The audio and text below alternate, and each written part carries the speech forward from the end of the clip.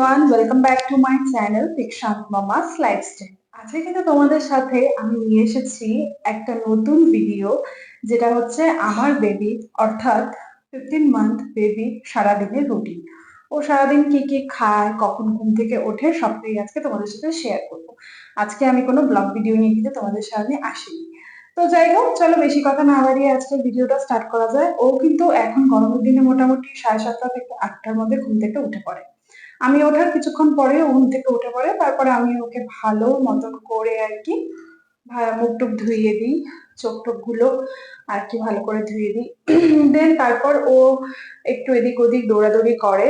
তারপর ওকে একটা বিস্কিট আমাকে দিতেই হয়, না হলে একদমই নয়। তারপরে বিস্কুটটা ও খুব মজা করে কিছুক্ষণ খাওয়া দাওয়া করে।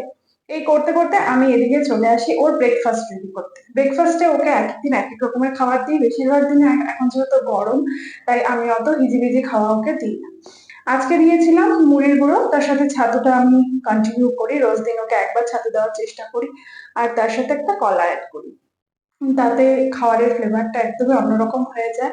আর এটা খেলে কিন্তু বাচ্চাদের পেট প্রচন্ড ঠান্ডা থাকে, ছাতুতে অবশ্যই ঠান্ডা থাকে, আর কলাতে তো একটা হেলদি ব্যাপার রয়েছে।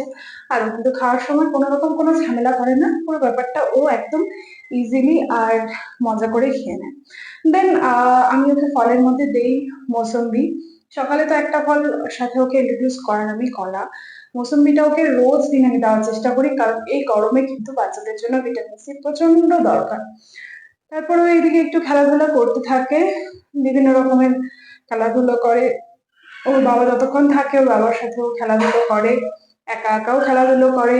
তারপর এইসব করতে করতেও হাঁপিয়ে গেলে একটুখানি আর কি ঘুমিয়ে নেয়। সেই ঘুমের ফাঁকে আমি ওর জন্য যে ফলটা আর কি বেছে রেখে দিই, মৌসম্বি, সেটা কেটে কেটে রেখে দিই। ও ঘুম থেকে উঠে গেলে দেন ওকে সুন্দর করে এটা কেটে দিই। ও কিন্তু একাই খায়, আমি কিন্তু আগে রস করে ওকে খাওয়াতাম, কিন্তু এখন কিন্তু ওকে এভাবে দিই। আর ও এই জিনিসটা অনেকক্ষণ ধরে আর কি ফিল নিতে নিতে অনেকক্ষণ ধরে মজা করে করে খায়। এতে কিন্তু ওর খাওয়ার প্রতি যে একটা আগ্রহ সেটাও বাড়ে। আর তার পাশাপাশি এটাও বোঝা যায় যে ও কিন্তু আর কি খাওয়াটা একা একা কি করে খেতে হয় সেটাও শিখছে। আর এটা আমি অনেকদিন আগে থেকে স্টার্ট করেছি, আর ও এটা খুব ভালো মতনই পারে। এর পাশাপাশি কিন্তু আমি ওকে শসা দিই, তরমুজ দিই, কিন্তু তরমুজটা বেশি আমি দিই না, কারণ তরমুজ বেশি খেলে আর কি, এটা আমার পার্সোনাল এক্সপিরিয়েন্স, যে তরমুজ বেশি খেলে কিন্তু বাচ্চাদের একটা আর কি পেট গরম ইভেন বড়দেরও হতে পারে। তো আমি তরমুজটা খুব একটা দিই না, শসাটা দিই। আর আপেল হঠাৎ হঠাৎ দিই, কারণ আপেলেও আর কি পেট গরম করার চান্সেস থাকে, তো হঠাৎ দিই। বাট মৌসুম্বিটা আমি রেগুলারই আর কি কন্টিনিউ করার চেষ্টা করি। আর সেরকম ফলের মধ্যে ও এখন কোনো ফলই খায় না। আঙ্গুর আমি ওকে দেই না, প্রথম কয়েকদিন দিয়েছিলাম, বাট কালো আঙ্গুরটা ও ভীষণ ভালো পায়। মৌসুমিতে যেহেতু ভিটামিন সি আছে, তোমাদেরকে আগেও বললাম, তো সেই ক্ষেত্রে কিন্তু ভিটামিন সিটা ওদের এই গরমের জন্য ভীষণ দরকার। এটা শেষ হয়ে যাওয়ার পর ওকে আমি স্নান করাই। বেশ ডাক্তারেরই দেওয়া একটা বডি ওয়াশ, সেটাই আমি আর কি জন্মের পর থেকে ইউজ করছি, যেহেতু ওর স্কিনটা ভীষণ সেন্সিটিভ তাই আমি ওটাই ইউজ করাই। আর শ্যাম্পুটা ওকে আমি উইকে 2 থেকে 3 দিন করাই। তারপর ওকে আমি অনেক চেষ্টা করি ওকে বসিয়ে স্নান করানো, কিন্তু কোনো মতেই বসতে চায় না, মাথায় জল দিলেই ও একদম নিচে কেঁপে ওঠে। তো আমি বসে ওকে স্নান করাতে পারি না। তারপর স্নান টান হয়ে গেলে ওকে ভালো করে মুছিয়ে দিয়ে আমি ওকে ক্রিম আর চিরুনি দিয়ে চুল আঁচড়িয়ে দিই। ক্রিমটাও কিন্তু ওর একদমই ডক্টরের মেডিকেটেড। আগে আমি আর কি অন্য একটা ব্র্যান্ডের ক্রিম ইউজ করতাম, কিন্তু তারপর ওর মুখের মধ্যে এই গরমের থেকে আর কি গুড়ি গুড়ি র্যাশ হয়েছিল বিগত কিছুদিন, অনেকদিন আগে বলতে গেলে। তারপর ডক্টরই ক্রিমটা চেঞ্জ করে দেন, ডক্টর আমাকে বলেন যে ওকে কিন্তু এইটাই ইউজ করাতে হবে, স্কিন ভীষণ সেন্সিটিভ। তাই আমি আর কোনো রকম রিস্ক না নিয়ে ওকে এই ক্রিমটাই আর কি আমি লাগিয়ে যাচ্ছি। তারপর এসব করার পর আর কি ওর দুপুরের খাবার আমি বানাই। ওকে আমি শিং মাছটা দিই, শিং মাছটাই বেশিরভাগ দিন দিই। তার ডিমটাও একদমই খেতে চায় না, তাই আমি ডিম ওকে একদমই দিতে পারছি না। ডিম দিলেই ও কিরকম যে থু করে ফেলে দেয়। পাতলা শিং মাছের ঝোল পেঁপে আলু দিয়ে আমি ওকে দিই। মাঝে মাঝে মাগুর থাকে, মাঝে মাঝে চিকেনটা দিই। চিকেনটা খুব কম দিনই দিই, হয়তো সপ্তাহে 2 দিন দিই। আর পাতলা ঝোলই দিই। তো শিং মাছটাই ও বেশি আর কি প্রেফার করে। আর নিরামিষের যেদিন দিন থাকে সেদিন আমি ওকে ডাল আর এরকম ভাজা দিই। ও কোনোদিন ঢেঁড়স ভাজা, কোনোদিন আলু ভাজা, কোনোদিন আলু পেঁপে সিদ্ধ, কোনোদিন মিষ্টি কুমড়া ভাজা। তো কিন্তু সেটাও আর কি গরমের মধ্যে খেয়ে নেয়। আর মোস্ট ইম্পর্টেন্ট, আমি কিন্তু জলটা ওকে একদম নিয়ম মেনে মেনে খাওয়াতে থাকি, কারণ এই গরমে জল দেওয়া ভীষণ দরকার। যতটা সময় পারা যায় আমি ওকে জলটা কিন্তু দিই। খাওয়ার সময় খুব একটা জল ওকে দিই না, বাট খাওয়ার পরে আমি ওকে মেনটেন করে বারবার জল দিতে থাকি।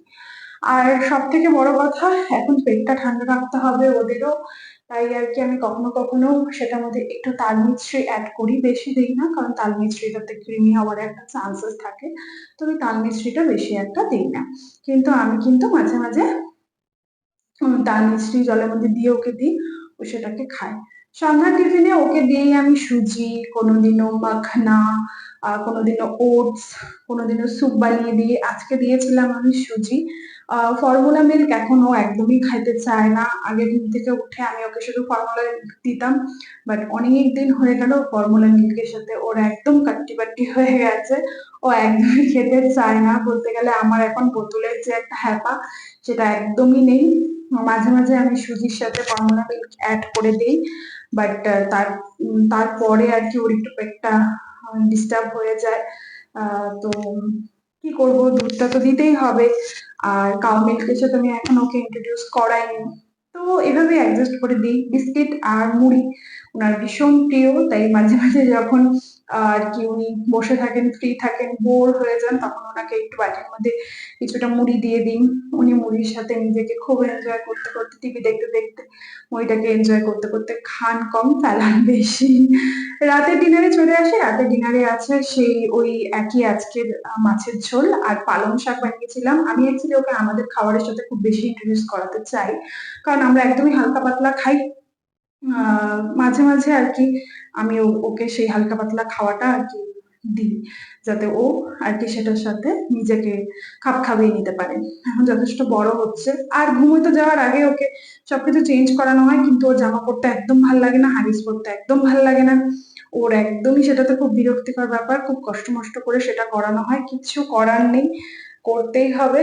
সমস্তটা চেঞ্জ ওর বাবাই করে দেয়, খুবই হ্যাপার ব্যাপার। কিছু করার নেই।